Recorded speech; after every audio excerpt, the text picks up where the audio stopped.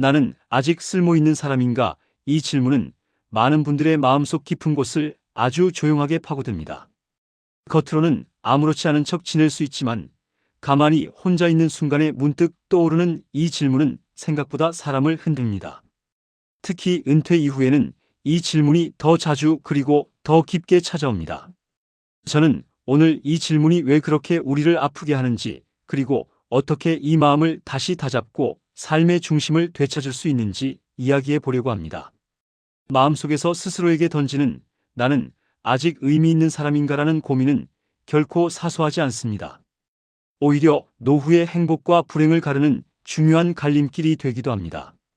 이 이야기를 시작하기 위해서 먼저 세 가지 사례를 조심스레 들려드리겠습니다. 첫 번째 이야기의 주인공은 오랫동안 직장을 다니며 책임 있는 역할을 맡았던 분입니다. 누구보다 열심히 일했고 주변에서도 신뢰받는 인물이었습니다. 그런데 은퇴를 하고 나니 며칠은 좋았습니다. 하지만 시간이 조금 지나자 마음속에서 이상한 공허함이 커지기 시작했습니다.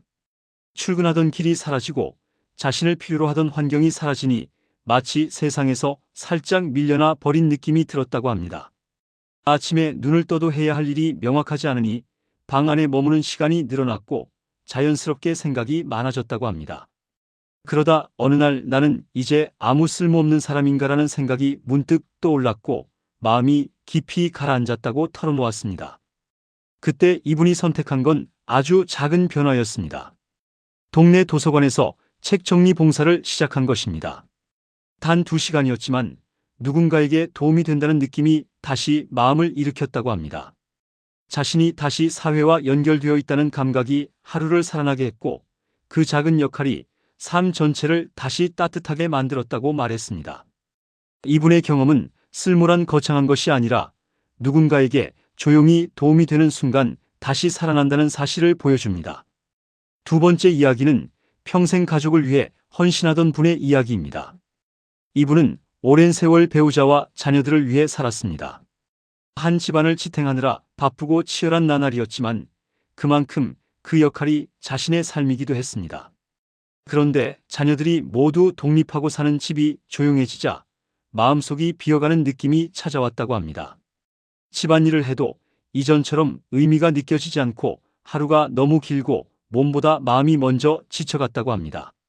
그때 우연히 동네 복지관에서 요리 자원 봉사를 하게 되었는데 그 경험이 이분의 인생을 다시 밝혀주었다고 합니다. 따뜻한 식사 한 끼를 만들어 누군가에게 전해주는 일이었지만 그 한 끼가 상대에게 힘이 된다는 사실이 오히려 본인의 마음을 살렸다고 합니다. 봉사를 하면서 다시 활력이 생겼고 자신도 누군가에게 필요한 존재라는 사실을 깊이 깨달았다고 했습니다. 이분의 변화는 쓸모란 화려한 역할이 아니라 누군가의 하루를 조금 밝히는 작은 행동에서 시작될 수 있음을 말해줍니다. 세 번째 이야기는 은퇴 후 인간관계가 급격히 줄어들며 외로움에 빠졌던 분의 이야기입니다. 직장에 다니던 시절에는 언제나 사람들 사이에 있었고 점심 약속도 자연스럽게 이어졌습니다. 그런데 은퇴를 하고 시간이 흐르자 연락이 하나둘 끊어졌고 어느 날 문득 자신 혼자만 남은 것 같다는 생각이 들었다고 합니다. 그 순간 느껴지는 고립감은 말로 표현하기 어려울 정도였다고 합니다. 하지만 이분도 우연히 새로운 길을 만나게 되었는데 바로 문화센터의 글쓰기 강좌였습니다. 글을 쓰면서 자신의 인생을 정리하는 시간도 생기고 같은 수업을 듣는 사람들과 자연스럽게 소모임을 만들게 되었습니다. 함께 글을 나누고 서로의 삶을 들으며 위로받고 다시 살아가는 힘을 얻었다고 말했습니다. 이분은 이렇게 이야기했습니다. 내가 누군가와 연결되어 있다는 사실만으로도 충분히 의미 있는 존재가 될 수 있다고. 이 말은 많은 분들에게 깊은 울림을 줄 것입니다. 이 세 가지 이야기를 통해 우리가 알 수 있는 중요한 사실이 있습니다. 노후 우울감의 가장 큰 원인은 돈이 부족해서가 아니라 역할이 사라졌다고 느끼는 순간부터 시작된다는 점입니다. 사람은 누구나 자신이 누군가에게 필요하다고 느꼈을 때 비로소 살아있다고 느낍니다. 그래서 이 질문 나는 아직 쓸모있는 사람인가라는 고민이 우리를 아프게 합니다. 하지만 이 질문에 대한 해답은 놀라울 정도로 단순합니다. 누군가에게 도움이 된다고 느끼는 단 한 가지 활동만 있어도 사람은 다시 살아납니다. 노후 우울감이 사라진 사람들의 공통점은 모두 작고 사소해 보이지만 누군가에게 의미 있는 역할을 다시 찾았다는 점입니다. 이제 실천 가능한 해결 방안을 차분하게 안내드리겠습니다. 먼저 자신이 할 수 있는 작은 활동을 찾는 것이 중요합니다.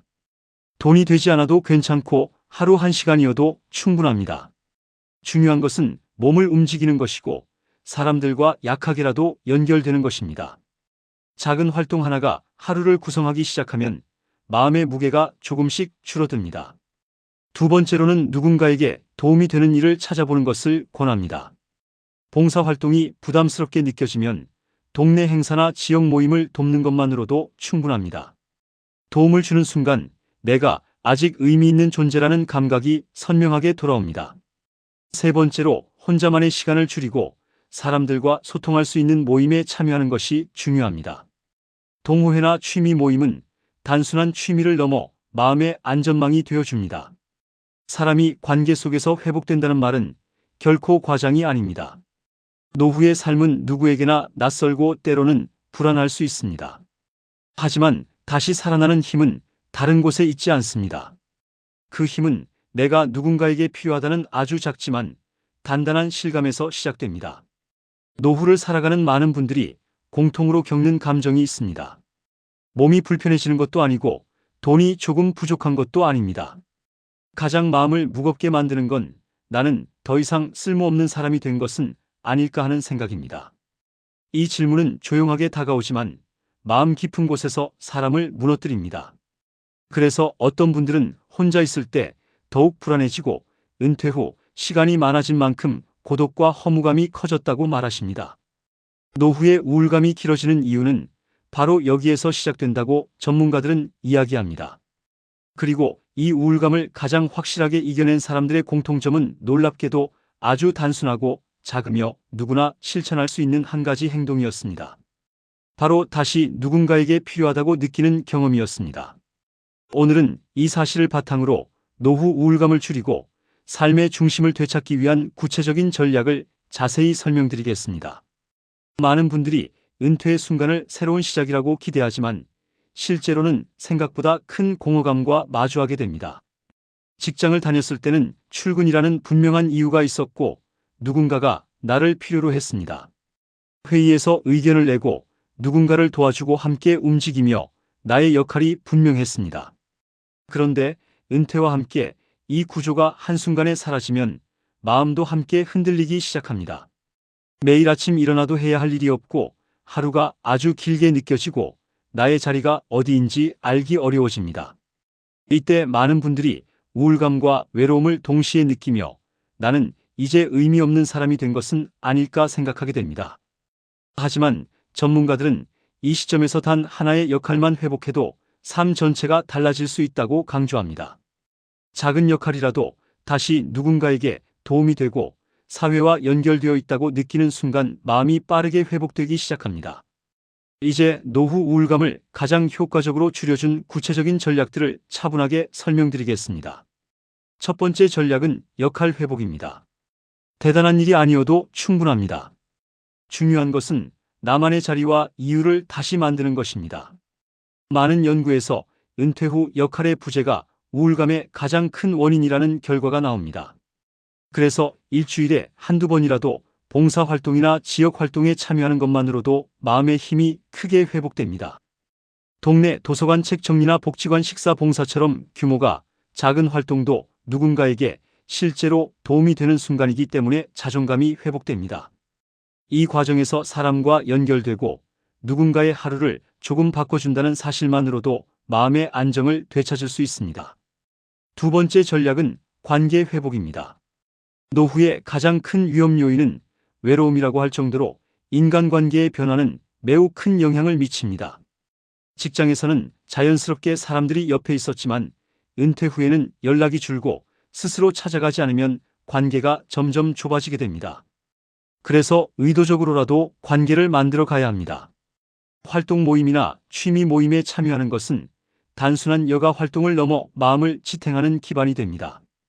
사람은 혼자 있을 때보다 누군가와 연결되어 있을 때 비로소 자신이 의미 있는 존재라고 느낍니다. 글쓰기 모임이나 운동 모임이나 작은 동호회 하나만 있어도 일상의 리듬이 생기고 마음이 고립되지 않게 됩니다. 이는 우울감을 예방하는 가장 중요한 보호 장치입니다. 세 번째 전략은 일상의 구조를 만드는 것입니다. 은퇴 후 하루가 너무 길고 불규칙해지며 생기는 무기력은 우울감의 시작점이 되기 쉽습니다. 그래서 전문가들은 작은 루틴을 만드는 것이 매우 중요하다고 조언합니다. 아침에 일어나면 반드시 몸을 움직이는 일정 하나를 배치하고 오후에는 취미나 배움 같은 개인 활동을 넣어 하루의 균형을 만드는 것입니다. 이 일정은 화려할 필요가 없습니다. 산책을 나가는 것만으로도 하루가 다시 살아납니다. 중요한 것은 하루 안에 내가 움직이는 이유 하나를 만들어 두는 것입니다.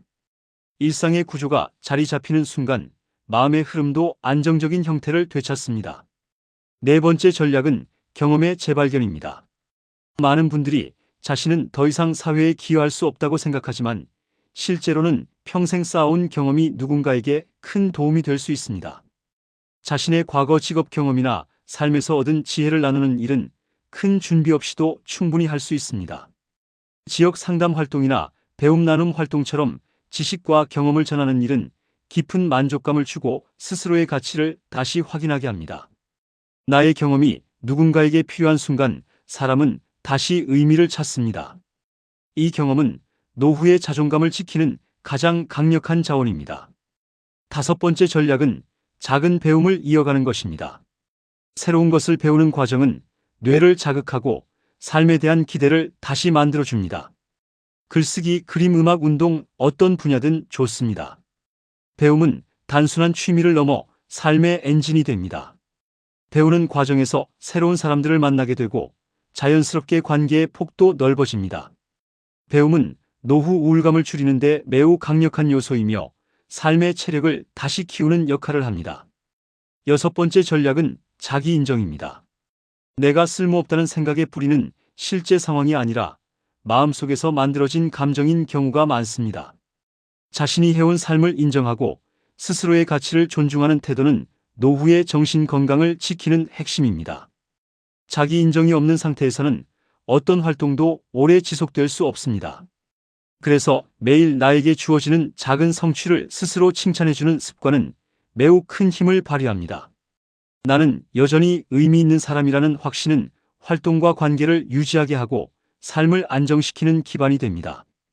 노후 우울감을 극복한 사람들의 공통점은 결코 거창하지 않습니다. 거대한 성공이나 높은 사회적 지위를 다시 얻은 것이 아닙니다. 단지 누군가에게 다시 필요한 사람이 되었다는 작은 실감이 있었을 뿐입니다. 이 작은 실감이 그들의 마음을 살렸고 일상을 다시 빛나게 만들었습니다. 오늘 말씀드린 전략은 모두 일상에서 바로 실천할 수 있는 것들입니다. 누구나 작은 한 걸음만 내딛어도 마음의 무게가 확연히 가벼워질 수 있습니다. 여러분도 이 중에서 하나만 선택해 실천해 보시기를 권합니다. 작은 변화가 인생 후반부에 깊은 평온을 만들어 줄 것입니다. 오늘 영상 함께 해주셔서 진심으로 감사드립니다. 도움이 되셨다면 구독과 좋아요 부탁드립니다. 그리고 여러분은 요즘 어떤 순간에 내가 아직 의미 있는 사람인가라는 생각을 하시나요? 댓글에 편하게 남겨주시면 같은 고민을 가진 많은 분들에게 큰 힘이 될 것입니다. 다음 영상에서도 따뜻한 시선과 깊은 내용을 담아 찾아뵙겠습니다.